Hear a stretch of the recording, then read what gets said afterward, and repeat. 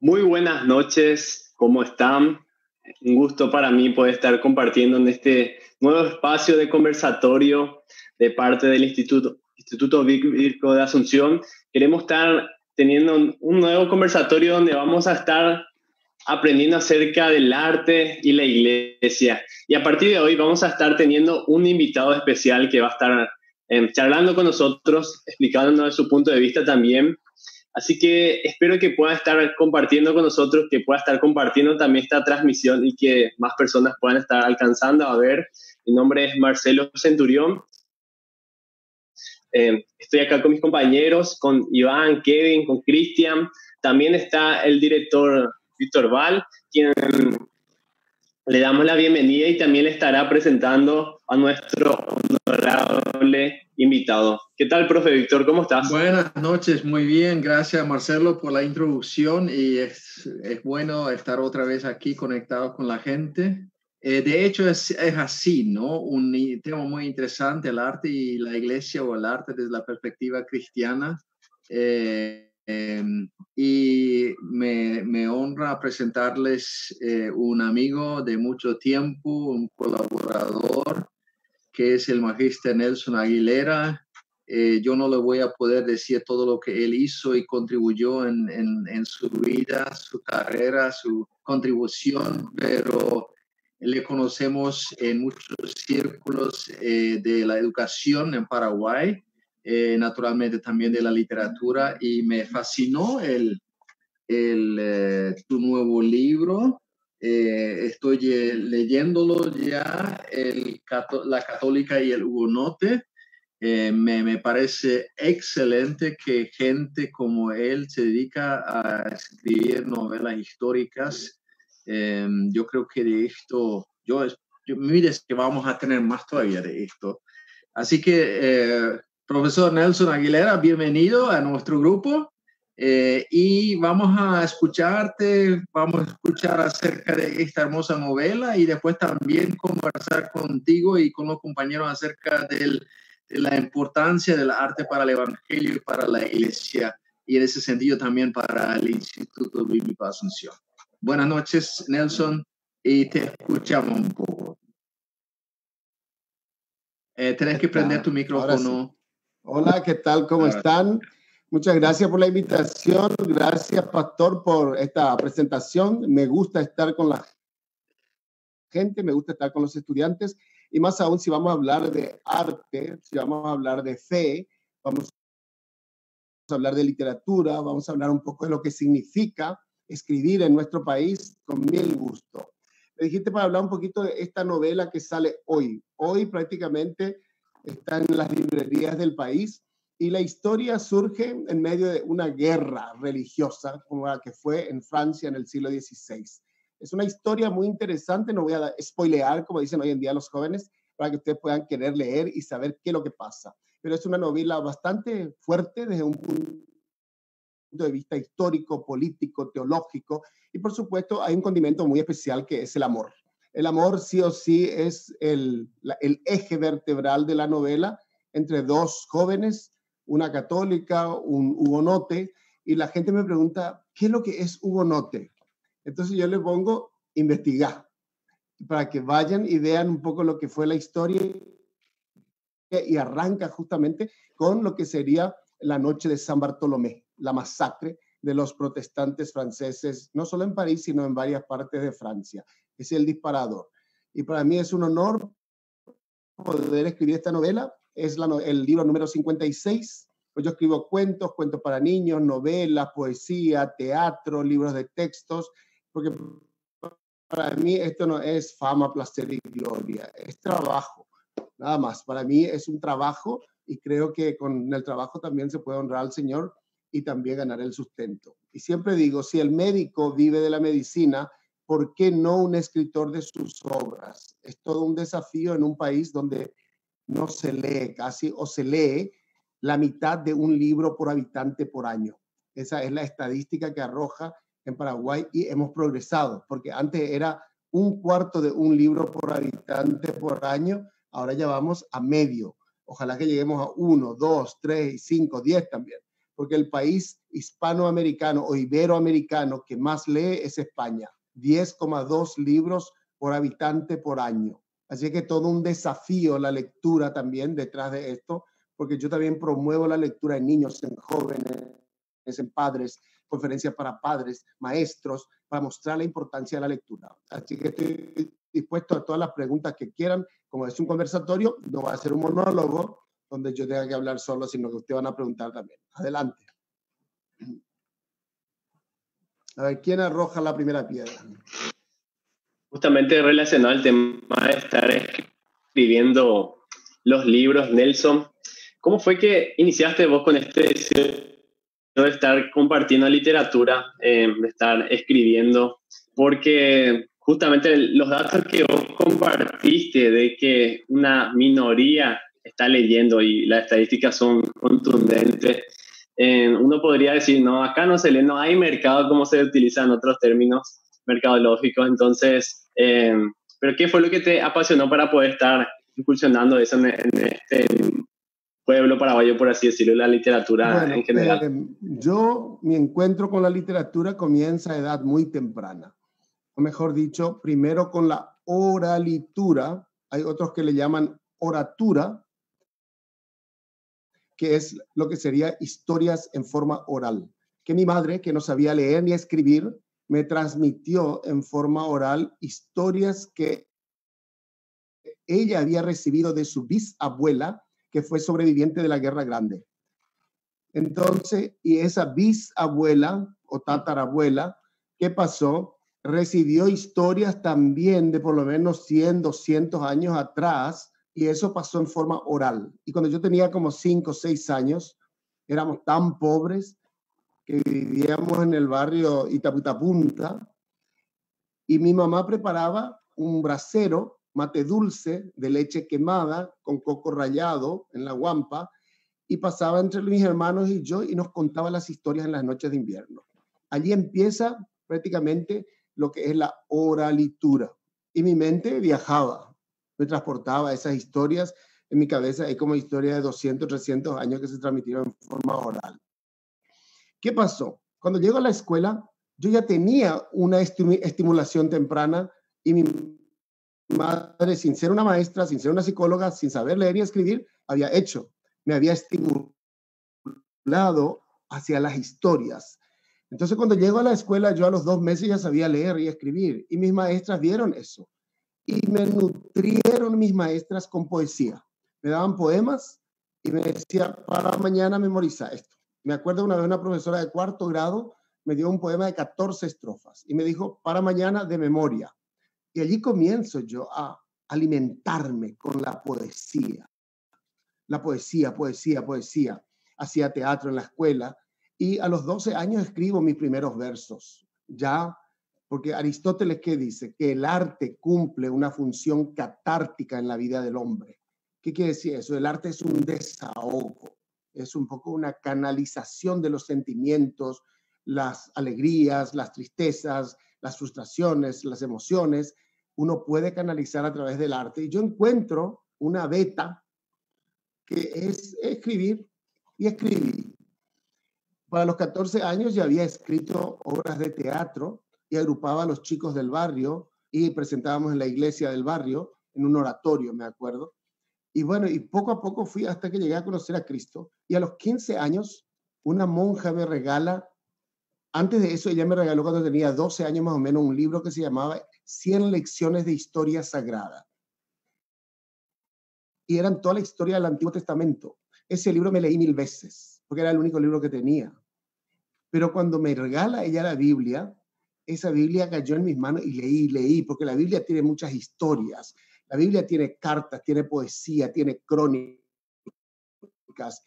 tiene parábolas, tiene consejos, tiene proverbios, tiene aforismos. ¿Qué no tiene la Biblia?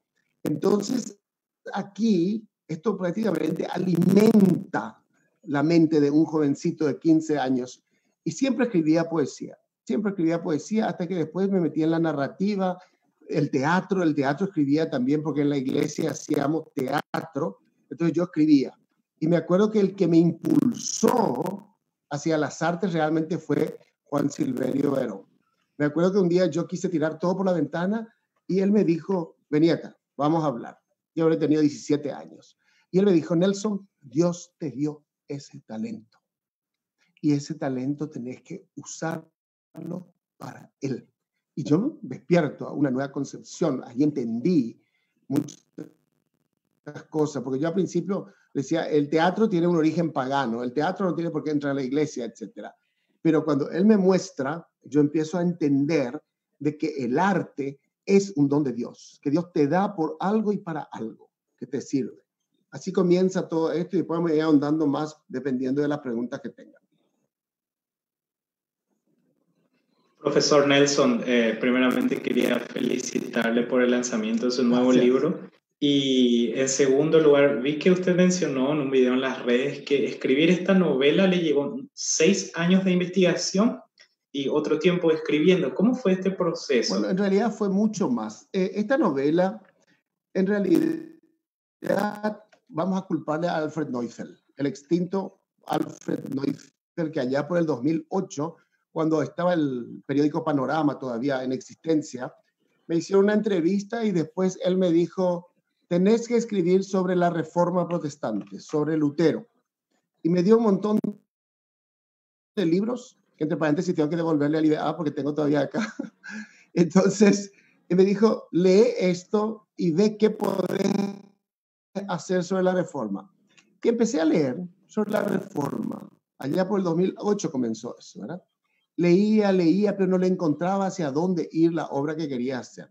Pero siempre leía y después empecé a ver conferencias de profesores de Estados Unidos, de Inglaterra, de Alemania, diferentes partes del mundo, profesores de universidad, profesores de seminarios, y no solo profesores cristianos, sino también no cristianos, sociólogos que analizaban el impacto de la Reforma Protestante en el mundo, porque surge una nueva civilización con la Reforma. Todo esto alimentó muchísimo para que yo entendiera dónde estaba como hito en la historia la Reforma Protestante. A partir de allí me topo con los hugonotes. Los hugonotes, la historia de los hugonotes es una historia trágica.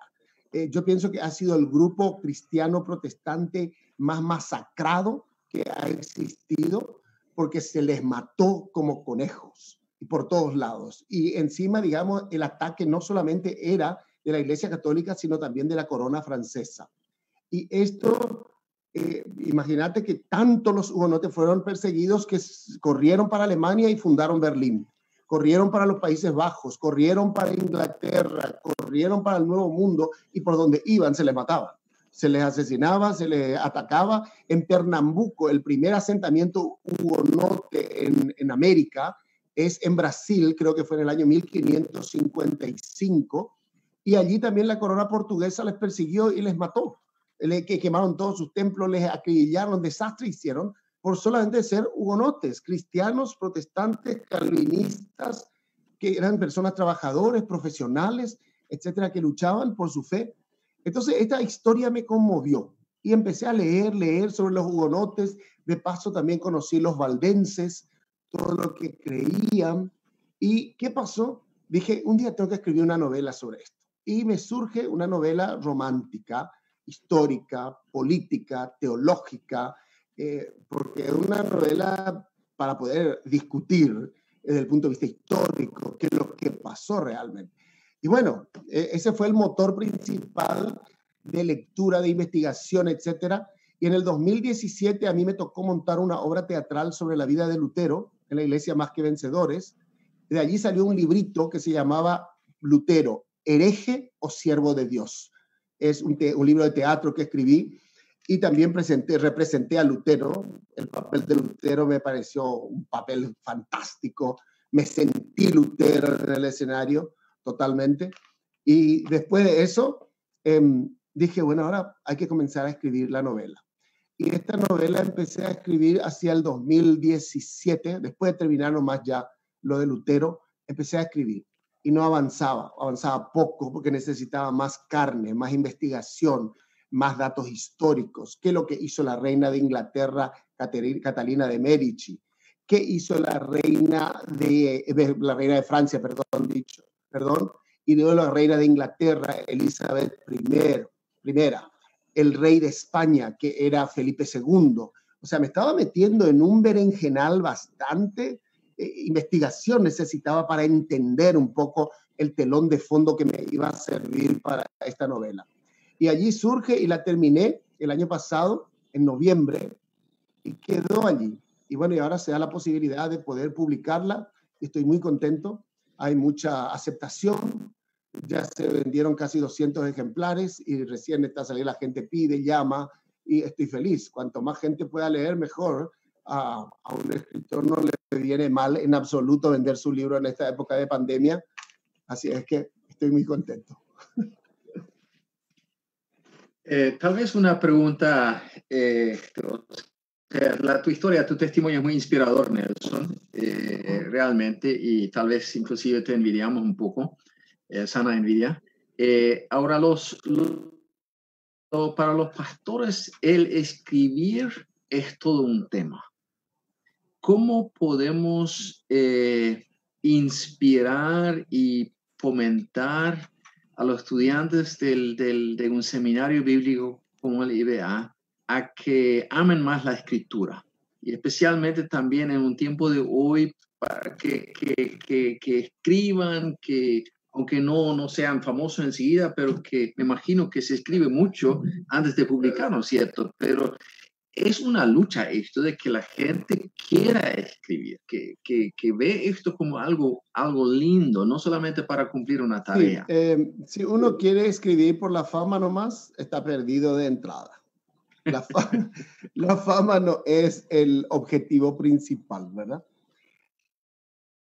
Ahora, yo lo que creo, nosotros como latinoamericanos tenemos grandes desventajas históricas y culturales.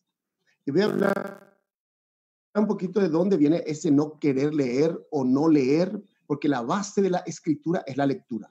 A mayor lectura, mejor escritura. No se puede escribir si no se lee. La lectura es fundamental, es la roca, es el fundamento de la escritura. Entonces, ¿qué pasa? Nosotros como latinoamericanos, empieza luego nuestra historia con los inquisidores católicos que se metieron y prohibieron la lectura de entrada y leer la Biblia cuando comenzaron a descubrirse y a conquistarse estas tierras era un pecado capital. Entonces hay una cuestión histórica. A esto se suma una cuestión política. Los reyes de España, la propia Isabel la Católica ya había prohibido y había dicho que se restringieran los libros que entrarían en el Nuevo Mundo para no pervertir la mente de los nuevos convertidos. A eso se suma de que después los libros tenían que ser controlados estrictamente, qué libros se tenían que leer, y eso controlaba no solamente la Iglesia Católica, sino también la corona española. ¿Y todo por qué? Porque no tenían que entrar ideas raras del protestantismo, no tenía que entrar nada judaizante o nada islámico. Eran los tres grandes temores para la corona española. Entonces, es una cuestión histórica.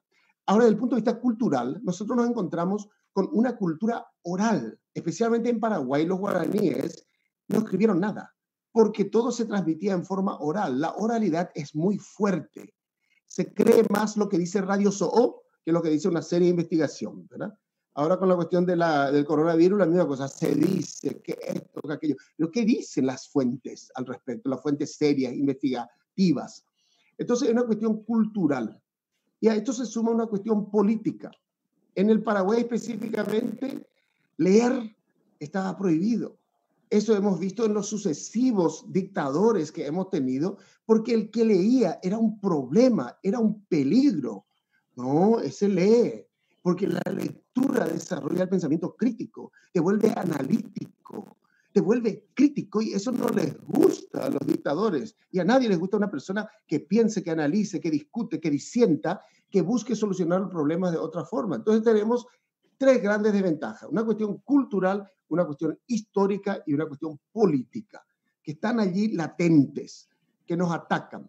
Ahora, eso no es razón suficiente para decir, bueno, no voy a leer nada porque hay una cuestión cultural, histórica y política y se acabó. No, esto es un desafío. La lectura en sí es un desafío a nivel país, a nivel personal a nivel de iglesia. Porque una iglesia que lee no va a tener que comprar baratijas ni falsas doctrinas, va a entender dónde está la base. Por eso es importante la palabra, conocer la palabra, saber, ¿está realmente de acuerdo a la palabra? Eso la lectura únicamente nos va a ayudar. Ahora, a esto se suma también tener que tener una disciplina. Leer, aunque sea 10 páginas por semana, si es que te cuesta mucho. Después 15, después 20, después 30. A mí la gente me dice, profesor, yo tomo un libro y en la tercera página me duermo. Y claro, le digo, yo soy gordito, a mí no me vaya a pedir que yo tenga que correr 100 metros porque me voy a cansar. Porque es una disciplina que tengo que hacer para que mi cuerpo entre en ritmo, etc. Y lo mismo pasa con la lectura. El cerebro es un músculo que hay que disciplinar. Y hoy en día 3 páginas, mañana 4, pasado 5 y así sucesivamente. Pero la lectura tiene que ser placentera, te tiene que gustar y hay que procurar que te guste. Yo siempre le digo a las madres, especialmente que estimulen a sus hijos, a leerles con cariño, abrazándoles para que el niño relacione ese momento de la lectura con algo lindo, sentimental, cariñoso, que no sea un castigo. ¿Te portaste mal? Andale. Me acuerdo en un colegio, al chico que se portaba mal le hacían copiar la Biblia. Ese chico dio la Biblia toda su vida, totalmente, ¿verdad? Y entonces, yo creo siempre en el sentido de estimular lo positivo. Y los padres, cuando el niño lee, premiarles. Algunos me dirán, pero es conductismo. ¿Y qué? El conductismo hizo mucho por la educación también. Todas las corrientes psicológicas, pedagógicas, contribuyeron en mayor o menor medida. Entonces, si yo le estimulo a un chico, mira, tenés un premio, vamos a comer una pizza, vamos a comer un helado, regio, adelante. Así que el desafío está en las familias, el desafío está en las escuelas. Y hoy en día en la escuela se procura con esa lucha, porque muchas veces el padre dice, tu maestra Tolonga ya pidió otra vez otro libro. Y no es la maestra Tolonga, es una persona que quiere que sus chicos lean. Y comprar un libro no es un gasto, es una inversión en los hijos. Eso es lo que yo diría en general. Bueno, creo que ya hablé demasiado. Cualquier otra pregunta. ¿Qué hacemos con nuestros estudiantes? Estimularles, premiarles, insistirles, porque si van a ser líderes, tienen que leer. Leer, por sobre todas las cosas, la palabra, pero leer también otros libros que les puedan ayudar a ampliar, porque el ser líder no es solamente saber de memoria la Biblia, sino saber también en qué contexto, con qué gente, con qué psicología. No te digo que la psicología va a ser lo más importante, sabemos que el Espíritu Santo usa también la psicología, la sociología, todo para poder expandir el reino. Pero hay que estimularles por sobre todas las cosas, porque si van a hacer, más todavía si es que están haciendo un curso universitario, con más razón, porque van a tener un título de licenciado. Al ser licenciado, le hace una división entre una persona educada sistemáticamente y una persona no educada sistemáticamente. Entonces, ese licenciado tiene que caracterizarse por leer y por haber escrito por lo menos, no sé, 50 ensayos, para decir un número por decirlo. Eso es lo que yo diría. Buenas, señor Nelson. Hola. ¿Qué tal? Es un honor para mí referirme a su persona. Yo escribo, o sea, suelo escribir a nivel amateur y sueño así con algún día publicar algo. Mi pregunta entonces radica en ¿qué usted aconsejaría para iniciarse en el mundo de la literatura y sí, la escritura? ¿Qué escribís? Y me gusta más la onda de C.S. Lewis y la poesía. Ok. Bueno, la poesía es la madre de la literatura. Porque en la poesía vos trabajás lo simbólico, trabajás el lenguaje metafórico, connotativo, indirecto, que tiene su lógica, por más que aparentemente no sea lógica, ¿verdad? Entonces, eso ayuda muchísimo. Si está con C.S. Lewis, wow, es un gran maestro, no solamente desde el punto de vista literario, sino desde el punto de vista de la fe también, porque él sí que ha sido un escritor cristiano reconocido como escritor, como pensador cristiano, pero al mismo tiempo como un gran literato. Y me parece que está en buena onda. Vos lo que tenés que hacer es registrar tus obras. ¿Cómo registrar? Primeramente, vos abrís un cuaderno o abrís un archivo, lo que sea, y vas compilando tus obras. hasta que llegues en un momento a ver, por lo menos, vamos a suponer 40 poemas, y ves si hay un hilo conductor. Y a partir de allí, armas un pequeño libro. Y allí entran otros que puedan asesorarte. A mí, me acuerdo, el primer libro que iba a publicar, le di a una escritora y me acribilló. Me dijo, mira, esto está bien, esto está mal, esto me parece redundante, etcétera. Y me ayudó muchísimo. Entonces ella me entregó así el manuscrito y me dijo, ahora anda a hacer la crítica de la crítica. Y me fui y dije, tienes razón, esto cae, esta metáfora no funciona, esto aquí, esto voy a dejar, porque esto sí, no estoy de acuerdo con ella, va a quedar así. Y así salió un librito de Morondanga de 40 poemas. Fue todo un suceso, se vendieron como no sé qué. Yo dije, ¿qué es esto? Que de repente la gente lee mi poesía. Volví a escribir y en el segundo libro que escribí, 3.000 ejemplares se vendieron. Vender 3.000 ejemplares de poesía en Paraguay es un milagro, un verdadero milagro. Después me dijo una editora, Nelson, ¿sabes lo que vende? La narrativa. Escribí narrativa. Y así surgió un pequeño libro, a ver si tengo por aquí, acá está. Cuentos para mujeres, en castellano, guaraní e inglés. Esto hasta el momento se vendieron más o menos como 5 o 6.000 ejemplares. Sigue saliendo. Y después ya me metí en la novela. En la novela sí que hay una novela que se vendieron más de 20.000 ejemplares, que es En el nombre de los niños de la calle, que es una denuncia sociopolítica. ¿Por qué los niños están en la calle? Un niño paraguayo no debería estar en la calle, debería estar en las aulas. El niño paraguayo debería ser el tesoro más preciado para una sociedad que le importe realmente el futuro. Pero aquí nosotros tenemos más de 70.000 niños en la calle, dice. A eso se suman los abusos, se suman todas las violaciones, se suma. El niño en realidad está desprotegido todavía, por más que hay leyes, que esto, que aquello, pero seguimos viendo niños en la calle mendigando. Entonces, allí hay un compromiso mío que tiene que ver con un compromiso cristiano, con un compromiso social, un compromiso político y no precisamente política partidaria, porque toda persona que se atreva a escribir está tomando una postura política, sí o sí, porque la literatura es política, nos guste o no nos guste. Ahora, ¿qué lado te va? Es otra cosa. Así es que yo te animo, escribir, registrar, seguir y recibir la crítica también, porque a mí hasta ahora me dan palo con todo. Eso que escribiste es una macana, eso que escribiste está muy bien, eso que escribiste me gustó, me hizo llorar, me dio piel de gallina, de todo recibes. Pero está bien, ese es el mundo. El palo ayuda a mejorar. Con esto tengo 56 libros publicados y sigo recibiendo palos. Y me sigo aguantando porque tengo que seguir creciendo. Nada es perfecto. El arte tampoco es perfecto. El arte es perfectible, sí o sí. Y toda obra literaria es perfectible. Jorge Luis Borges, un gran escritor argentino, decía, publico mi obra para dejar de corregirla. Y es verdad, porque seguí eso es bueno, eso me gusta. Nelson, adelante. Te quiero leer un comentario de Leo Duque, que está mirando en la transmisión, justamente tocando el tema de la oralitura. Y pregunta, ¿los audiolibros serían otra opción para motivar a la población a disfrutar de este arte maravilloso? ¿Qué opinión tenés sobre eso? Yo creo que sí. Hay mucha gente que escucha más que lee. Sea como sea, está recibiendo un input, un insumo.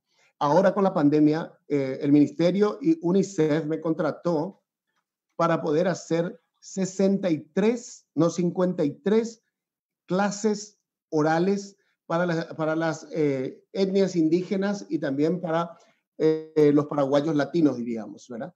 Y esto se envían por las radios. Fue un suceso. Luego RadioNet también me contrató y para ellos escribí 106 historias, 53 para niños y 53 para adolescentes, y grabamos con Javier Bojorquez, y eso se está en guaraní, eso es, historias, y son historias con valores. Y cuando yo puse en Facebook que los maestros de guaraní podrían bajar todo eso gratis, ustedes no se imaginan. Se fueron, bajaron, usaron, se usan en colegios, se usan en escuelas y además por las radios comunitarias en diferentes partes. Allí está Esther y Benny Gertzen, que trabajan activamente para poder difundir estas historias que transmiten valores. Me parece que hay que explotar también lo oral. Lo oral no es que descarta a lo literario. Literatura es lo escrito, ¿verdad? La oralitura es lo oral. Nosotros tenemos que aprovechar todo para que la población crezca, para que la población se eduque. Por eso que las radios de repente empezaron a tener auge otra vez ahora, y hasta los artistas de teatro están haciendo radioteatro. En Obedira, por ejemplo, se podría hacer radioteatro en este momento para poder explotar eso con valores para la familia, con esto, con mensajes, porque eso llama la atención. El ser humano, en su naturaleza, está el deseo de que se le cuente historias. La narrativa, la narración es parte de nuestra naturaleza. Entonces necesitamos, cuando alguien te cuenta una historia, cambia. Cuando un pastor está predicando y de repente cuenta alguna anécdota, una narración, llama la atención. Los periodistas en Colombia habían descubierto eso y empezaron a cambiar. La noticia la hicieron más narrativa antes que descriptiva. Entonces hay que ver un poquito de eso. Hay que explotar todo lo que se pueda. Otra pregunta.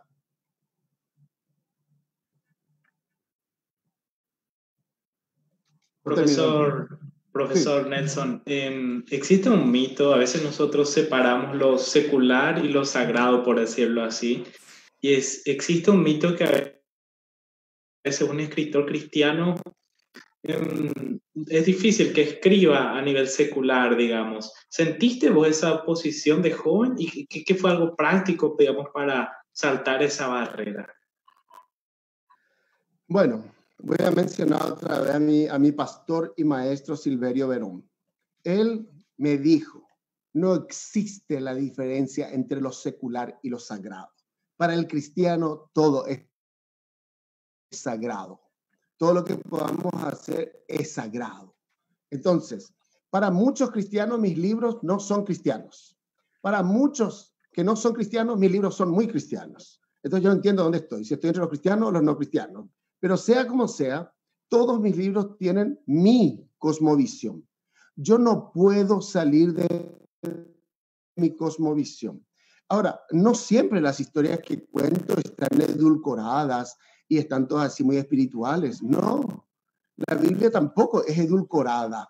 La Biblia te cuenta historias trágicas, violación de Tamar, te cuenta adulterios, te cuenta cosas horripilantes, pero no te está diciendo anda a violarle a tu hermana o anda a cometer adulterio. Te está mostrando justamente lo que son las pasiones humanas y lo que es el ser humano en sí con toda su caída, pero al mismo tiempo te muestra la salvación, te muestra el camino.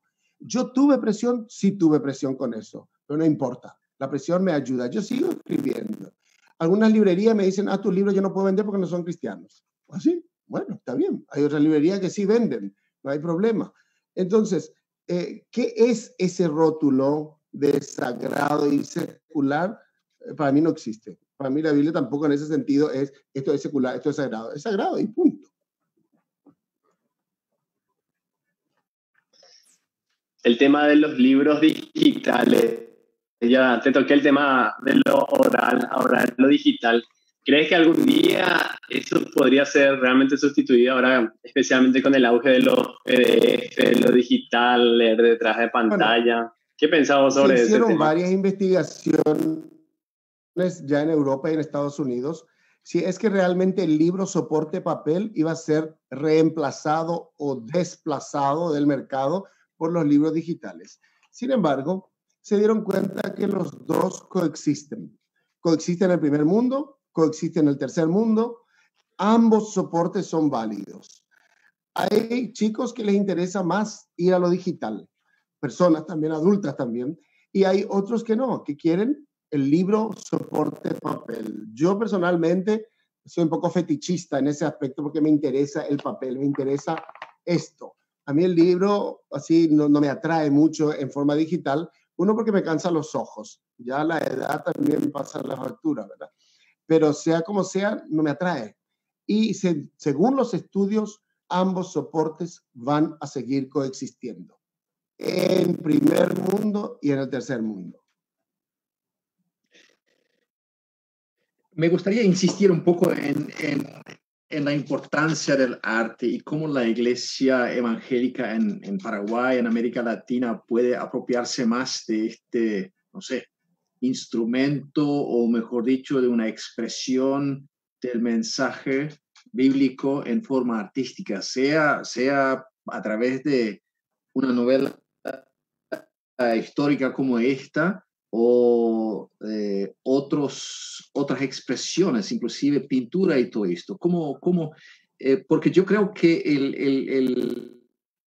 el mensaje de la iglesia es mucho más abarcador de lo que muchas veces son las reflexiones espirituales que se escuchan, ¿no? Sí. Ante todo tenemos que entender que la misión de la iglesia no es presentar un show cada domingo. Esa no es la misión de la iglesia. Pero está lo que se llama las celebraciones. En las celebraciones, el arte siempre ha estado presente en la historia de la iglesia. ¿A través de qué? A través de cantos, por ejemplo, coros. Y me acuerdo en la Edad Media, no es que ya estaba en la Edad Media, si no leí, se usaban teatros. ¿Dónde? En los atrios de la iglesia. Primero en el altar y después algunas escenas eran muy violentas, se sacaron en el atrio de la iglesia todas las representaciones teatrales, ¿verdad? Luego el protestantismo explotó mucho la música y el coro. Hasta allí quedó. Pero no explotó las artes escénicas, la danza, el cine, por ejemplo, la pintura. Todo eso es un desafío. Yo me acuerdo siempre de Verón, que él decía, en nuestra iglesia menonita, cuando en Barrio San Antonio estábamos, él decía, tenemos que usar el drama, y hacíamos teatro. Una vez al mes, por lo menos, los jóvenes teníamos nuestro programa especial y hacíamos teatro, y a la congregación le gustaba eso porque le enseñaba de otra forma. Entonces, ¿para qué sirve el arte? El arte no es para el placer y la gloria del artista. Al contrario, el arte es para servir al Señor, para propagar el mensaje y para edificar a la iglesia. Esos son los motivos principales del arte. Cuando yo llegué a Más que Vencedores, me sorprendió, por ejemplo, que había danza. Me chocó al principio. Después entendí, la danza también es una adoración, la pintura es una adoración, el coro es una adoración, el teatro es una adoración. Y un día escuché a Abreu decir, tenemos que pensar en un cine cristiano. Se me abrió así, las lámparas se me prendieron y dije, amén. Ojalá que haya cine cristiano. Y hay en Estados Unidos. Sabemos que las películas cristianas impactan. Es más, llegaron a competir hasta en taquilla con otras películas. ¿Por qué no en Latinoamérica? ¿Por qué no en Paraguay? Entonces, yo siempre digo, Los Hechos de los Apóstoles es un libro que no está cerrado. Y nosotros tenemos que seguir contando y dejando a las nuevas generaciones de cristianos testimonios vivientes de cristianos. ¿Cómo? En libros, en cines, en canciones, en pinturas, en el arte, porque son el legado que vamos a dejar. Entonces, para mí que eso es un desafío. Y hay tantos artistas cristianos, tanta gente que Dios dotó. Y además los artistas en realidad les sirve mucho su arte. ¿Para qué? Para canalizar sus sentimientos.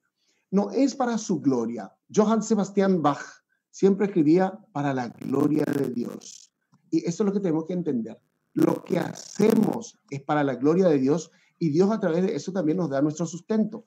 Y tenemos que apoyar el arte cristiano, apoyar a los artistas cristianos para que puedan también vivir de su trabajo. Suelo usar un ejemplo, o sea, lo comenté en algunas ocasiones a los estudiantes que una vez, no sé exactamente de quién era la idea, pero tuvimos una artista en el culto y mientras se daba una prédica acerca de Jesús, la artista dibujaba frente a todos el rostro de Jesús.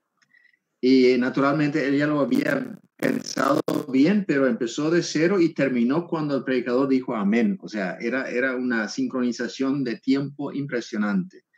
Y toda la iglesia escuchando y mirando a la vez, ¿no? Era algo, realmente un momento muy, muy sublime, muy inspirador. No olvido este momento, ¿no? Entonces, no sé si vos te vas a acordar de un norteamericano, Felipe Sanz. No sé si te suena. De antes. antes cuando yo era jovencito, 16, 17 años, él vino a la iglesia Alianza Cristiana Misionera, donde el pastor era Jorge Bernardini. Y él hacía pinturas allí, y a través de la pintura predicaba. Sí. Ahora hay un hermano, Edward Hermosilla, que vive en Encarnación, que predica a través de sus pinturas. Habla con los jóvenes, habla con la iglesia, está pintando y va predicando, y espectacular. Por eso yo siempre... Es más, yo creo que en el IBA tendrían que incluir una parte que tenga que ver con educación artística, y me contratan a mí como profesor de teatro. Imagínense, ya le tiré la onda. Sí, vos sabes vender, ¿eh? Claro, hay que vivir, hermano, hay que vivir. ¿Otra pregunta? Profe Nelson, sí. ¿Cómo ves las nuevas generaciones que empiezan a escribir? ¿Te entusiasman? ¿Ves futuro o te decepcionan? ¿Cómo ves? Bueno, hay un escritor griego, 2000 años antes de Cristo más o menos, que escribió varias tragedias. Y él dice, ninguna generación defiende a la que llega. No podemos nosotros ponernos en los zapatos de las nuevas generaciones. Nosotros, los adultos y los que vamos ya pasando, lo que tenemos que hacer es dejar nuestro legado, enseñar, poner nuestros valores, nuestros principios, etc. La nueva generación va a optar en tomar esos valores o no. Ahora, yo creo que siempre hubo esto en la historia de la humanidad. Siempre hubo gente interesada, por eso el cristianismo pervivió, el arte pervive y todo lo que conocemos de nuestra historia. Entonces a mí no me preocupa tanto decir, ay, esta generación va a ser un desastre, porque también dijeron lo mismo de nosotros las otras generaciones que pasaron. Entonces yo creo que lo importante es hacer tu trabajo y como yo siempre digo, San Pablo cuando se fue a Atenas no le convirtió a toda Atenas. Hubo unos pocos en quienes brotó la semilla y de allí se expandió lo que tenía que expandirse. Cuando yo voy a dar una charla a jóvenes en los colegios o a padres o a maestros, si hay 200 jóvenes, que 10 jóvenes hayan aprendido algo de lo que les dije, aleluya. Y hay una escritora norteamericana, Emily Dickinson, que dice, si he ayudado a que un pájaro volviera a su nido, no he vivido en vano. Entonces, a lo mejor no vamos a llegar a todos, pero vamos a llegar a algunos. La semilla cae en los corazones fértiles, en las tierras fértiles. Y hay que seguir, porque esa semilla va a seguir. No todo el mundo va a aceptar, pero va a haber algunos que van a aceptar. Van a haber algunos que van a tomar la posta. Van a haber los que reciben la antorcha. Y sigue, porque esta obra no es nuestra. Es de Dios Todopoderoso y Él se encarga de quienes van a seguir con la antorcha. Amén. Tengo otra pregunta, Nena. Sí. Si me permiten, ¿está bien? La cultura puede ser un hermoso vehículo para la expresión artística. A veces me parece que la expresión artística utiliza no sé cómo decirlo, otro enfoque cultural para su expresión hoy que lo que es propio de la cultura paraguaya. O sea, todo lo que es el así llamado folclore aparentemente en la iglesia ya no tiene lugar. ¿Cómo podemos de repente aprovechar más lo nuestro, la cultura propiamente dicho paraguaya para la expresión artística? ¿O es solamente que yo no lo veo? Yo creo que es muy importante considerar el contexto cultural en el cual vivimos. Una vez nosotros hicimos en la iglesia Más que Vencedores una obra teatral en Navidad netamente con lo paraguayo. ¿Qué es lo que hace nuestra gente? ¿Cómo festeja la Navidad? ¿Cómo se mueve? ¿Cómo esto? ¿Qué dice al interior? ¿Qué la sopa paraguaya? ¿Qué esto? ¿Qué aquello? Lo mismo hicimos con Semana Santa. Y allí adentro fuimos metiendo, por ejemplo, cómo te para la policía caminera, y la policía caminera dice de repente, en Mandún de Luz de Stop, en 3 lenguas y eso así, en Mandún de Luz de Stop, y cosas así. Entonces, y eso pusimos todo así. La iglesia se mató de risa, Pero la diversión no tiene que dejar de lado al mensaje central. Reemplazar el show por el show nomás no es el objetivo dentro de la iglesia en el arte. Nosotros tenemos que tomar los elementos culturales, pero no perder de visión nuestro mensaje central, el mensaje de la cruz, hacia dónde vamos. Como yo dije, ¿edifica lo que se hace en la iglesia o no? ¿Extiende el reino de Dios o no? Un día me voy a una iglesia, el show era maravilloso, luces, un despliegue de danza, un despliegue de todo, pero no había mensaje de Dios. Y le dije al director, me encantó tu show, lástima que no haya estado Cristo allí en ese trabajo. Y eso nosotros no tenemos que perder. Podemos tomar todo lo cultural, podemos tomar lo filosófico, podemos tomar lo político, podemos tomar lo teológico, lo histórico, sea lo que sea, lo psicológico, y llevar hacia el reino de Dios todo lo que hagamos. Porque todo lo que tenemos que hacer es para su gloria, para su extensión de su reino. Eso no tenemos que perder de vista. A mí me parece que lo cultural, lo paraguayo, lo latino, llega más, porque la gente se ríe, se siente identificada. Y el teatro, que es, según Federico García Lorca, él dice, el teatro es el espejo de la sociedad. En el teatro se refleja a la sociedad, y eso hay que procurar rescatar con el mensaje que corresponde.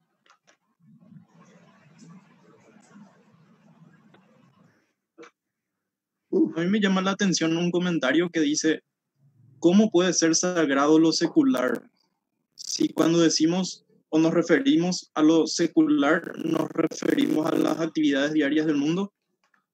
¿Puede ser más específico cuando lo llama sagrado? Bueno, el arte en sí no es malo ni bueno. Depende hacia dónde lo lleves. La moral en sí no es buena ni mala. Depende hacia dónde lo lleves. La tecnología en sí no es buena ni mala. Depende de cómo lo uses. El cine en sí no es bueno ni malo. Depende de cómo lo uses y para qué lo uses. Pero para un cristiano, todo lo que tiene que hacer, si cocina, si hace cine, si hace teatro, si predica, si lava la ropa, si está en su trabajo vendiendo ajo o lo que fuere, ¿es para qué? Para el Señor. Entonces, deja de ser secular todo lo que hace. Porque eso es lo que lo dice San Pablo, todo lo que hagáis, sea de hecho, de palabras, sea para la gloria de Dios. Entonces, nosotros tenemos que entender eso. Cuando entendamos eso, entonces todo nuestro trabajo, todo lo que hacemos es para Él.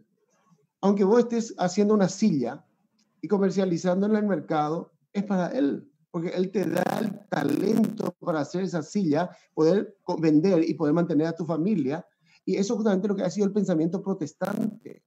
Eso es justamente lo que Martín Lutero metió y eso es lo que revolucionó todo lo que son los países protestantes hoy en día en el mundo. ¿Por qué son países ricos? Porque la base era diferente. Todo el mundo quiere ser como Finlandia en la educación, pero hay una diferencia de 500 años. Por más que hoy en día Finlandia no sea cristiana abiertamente, pero el fundamento no se puede cambiar. Yo lo mismo le dije a los ingleses. Ustedes pueden rechazar todo lo que quieran, muchas veces de la fe, pero está el fundamento. El fundamento no se mueve así nomás.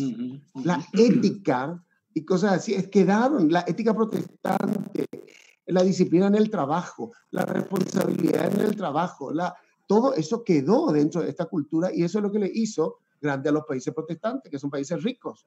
Queramos o no queramos aceptar, allí por ejemplo está Max Weber, que habla todo lo que es el protestantismo y el capitalismo, que es cuestión de ver también, ¿verdad? Analizar un poco esa problemática económica. Me gusta mucho el enfoque que usted da de que todo lo que hagamos tenemos que hacer para Dios y para su gloria, ¿verdad? Y realmente también sí, por un lado la humildad que usted con eso expresa y el ánimo que da con eso también, que nosotros nos veamos a cada uno a sí mismo como una obra de arte de Dios. Muchas veces nosotros nos percibimos muy limitados o no capacitados, y de esa manera también quiero animarle a los oyentes que se vean como una obra de arte, y Dios puso en cada uno la posibilidad de honrarle de una manera muy especial, ¿verdad? Y tienes toda la razón. Tu cuerpo, tu mente es una obra de arte, totalmente. El diseño de Dios, de todo cómo funciona tu mente. Ahora yo te estoy hablando y vos en milésima de segundo me captás, me seguís. En una lengua, puedo hablarte en otra lengua. Si conoces esa lengua, tu cerebro está allí. Y yo siempre les muestro eso a los jóvenes, lo que es capaz, todo lo que tenemos acá. Y esto Dios dotó, como dice, 1 kilo, 250 gramos, pesa el cerebro para todo el mundo. ¿Qué hacemos con él? Ya es otra cosa. Allí ya va nuestra responsabilidad. Tal vez, Nelson, es interesante mencionar que Cristian es profesor de educación física.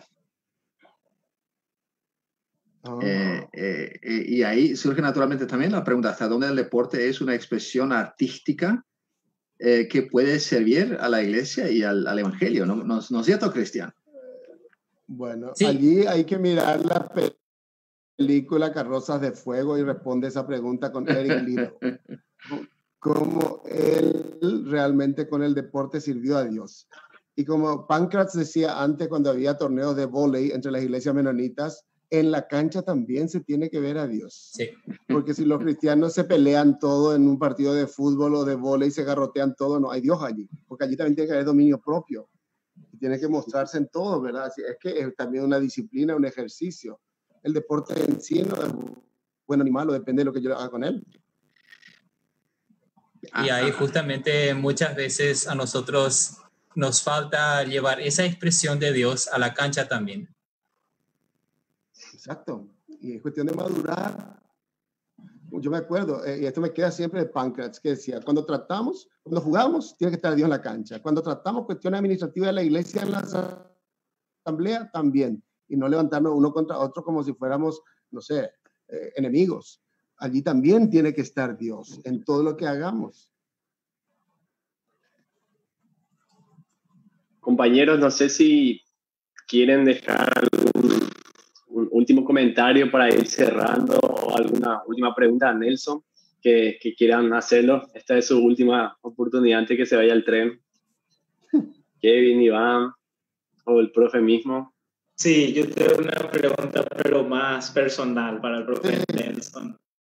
Ya construiste una larga trayectoria y impresionante la cantidad de libros publicados. ¿Qué le falta hacer a Nelson? Ganar un premio de $175,000.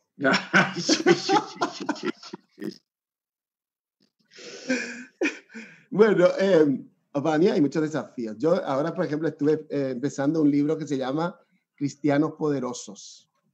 Y yo creo que quiero escribir también libros expositivos, porque hoy en día parece que el cristiano poderoso es el que tiene más seguidores, el que es un influencer, que influencia aquí y allá, y nos venden esas ideas. Y yo creo que el cristiano poderoso va por otro lado, ¿verdad?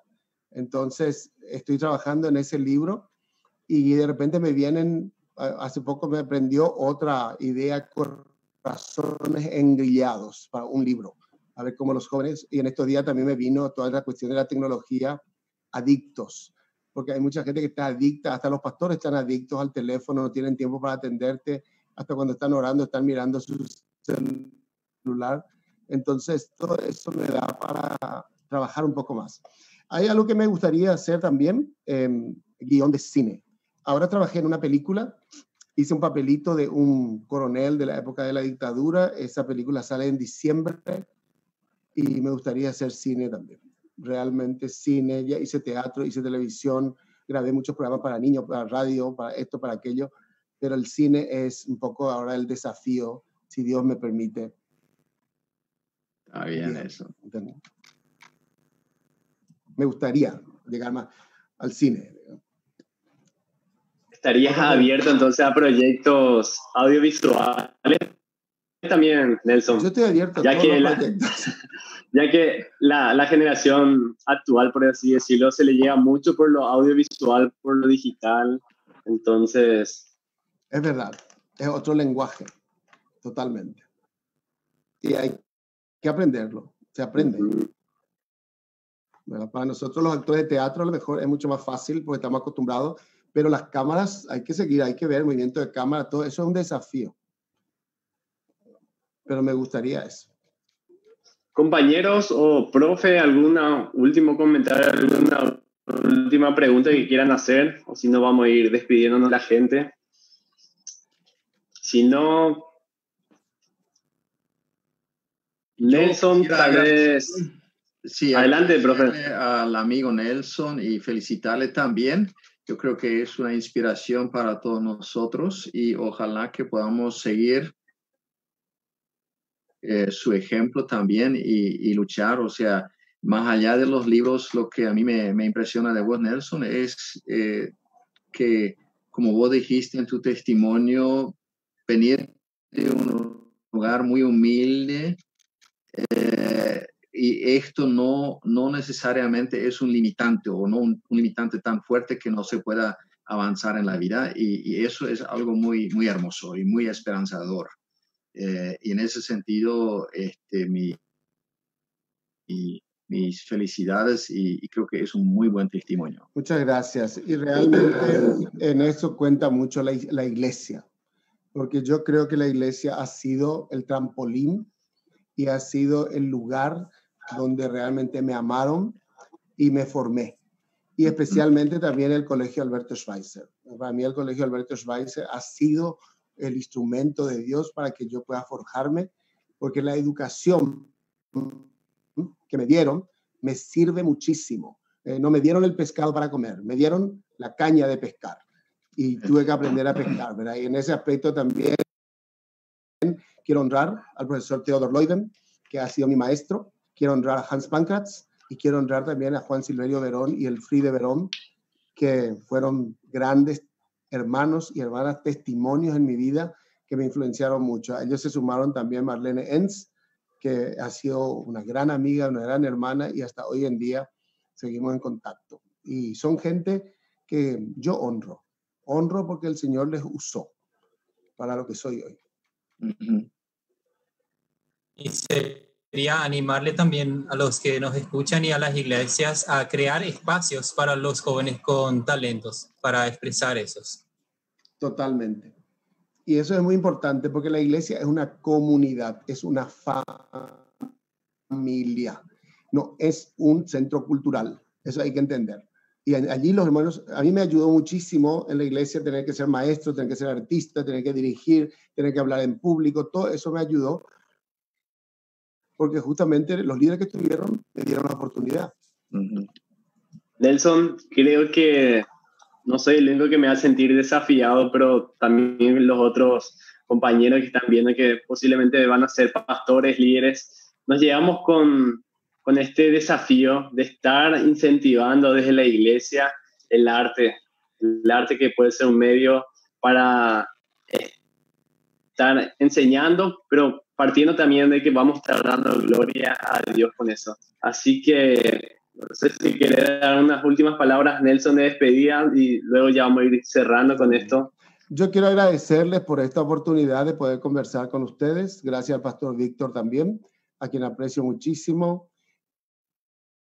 Y como él dijo, ya hemos pasado muchas cosas juntos, trabajando, etcétera. Y todo esto que pasa no es por casualidad, sino porque Dios tiene un propósito de que haya puesto en ustedes esta idea de conversar, ver, analizar. Me parece que ha sido y es una buena motivación para los jóvenes, y no solamente para los jóvenes, porque en el teatro también pueden entrar adultos, en el cine también hay muchos hermanos que están allí y que pueden servir con sus dones y talentos que el Señor les ha dado. ¿Para qué? Para honrarle al Señor. Y con esto quiero terminar. A mí Dios me dio 3 talentos: enseñar, escribir y actuar. Y sobre esas 3 cosas voy a rendir cuenta. Eso es lo que puedo decir. Amén. Excelente. Nuevamente muchas gracias, Nelson, por estar compartiendo este tiempo con nosotros. Realmente ha sido un tiempo de mucha edificación. Gracias, compañero, también por estar participando tanto desde la pantalla como detrás de pantalla. Y a nuestro director, Víctor Val. Quiero solamente hacerles recordar que los miércoles estamos con nuestros conversatorios.